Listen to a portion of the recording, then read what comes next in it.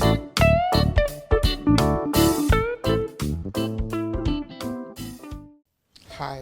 welcome to Just Jay, where everybody is somebody and our story matters. One of the things that resonated on, I want to touch on today is love.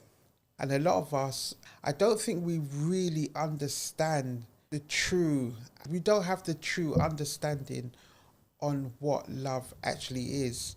And I just want to read a quick scripture here. It's taken from 1 Corinthians 13, and it says in the Bible what actually love is.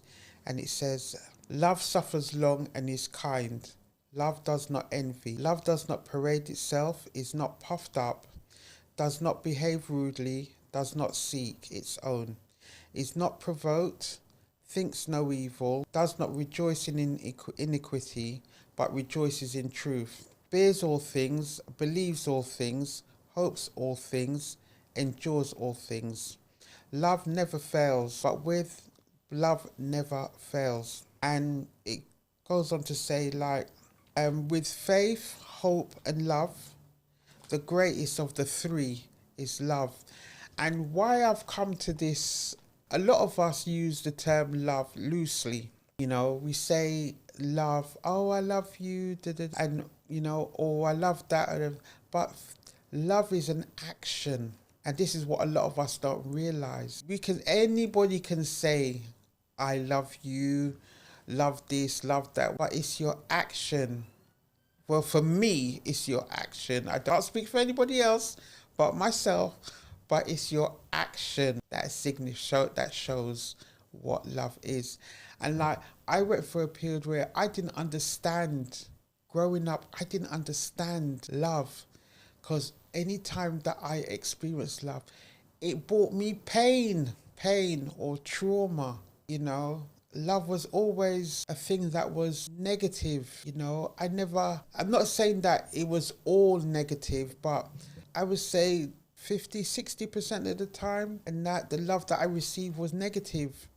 So I didn't know myself growing up how to love myself. And if you can't love yourself, you can't love others. And this is one of my experience where I didn't know how to love myself.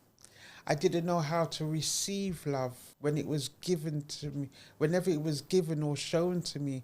I didn't know how to accept it, because I was always looking for the negative that was going to come with it. That's how I saw love. And it was a partner that I was with, as I got older, a partner that I was with, I met him when I was, 23. And he said to me, if you love something, you're not going to hurt it. And those words are stuck with me. And when I reflect back on my life and the pain and the trauma and the hurt that I've experienced, I said that was the wrong way of me being shown love. And that, because it taught me to, I don't know how to put it into words. It's like, okay, you've got a woman that she gets involved with a man, she gets involved with someone, and that person physically abuses her, but she accepts it because she believes that is his way of showing love to her. That's not love. That's not love, and it caused me as a person, growing up with getting involved in relationships and everything, accepting, being with someone that would ill-treat me, put me down, be unreliable, there was so much different things, and I can't accept it because I thought that was how it was supposed to be. People that will ill-treat me, take advantage of me, take my kindness as a weakness, and, take the mickey out of me, and I'm thinking this is acceptable. But when I sat down, I'm thinking girl, you didn't love yourself, because you allowed all of this to take place in your life. You You allowed people to treat you that way. You allowed, because of what? Because you wanted to fit in. You wanted to be part of. And if you truly love yourself, then you're not going to put yourself through that. Yeah, you're not going to put yourself through that pain, you know. And so it's not just like, how can I say, it's not just if you love something, you're not going to hurt it. So it's not you just on another, you loving an individual, it's you loving yourself, because you have to love yourself first. And that's one of the things where I went wrong in my life. I didn't love myself enough. I believe that I had to have somebody love me in order for me to love me, if that makes sense. But I had to stop. I had to pause. I had to take a check and thinking like, you know, Jackie, what are you doing? Where are you going? How are you living your life?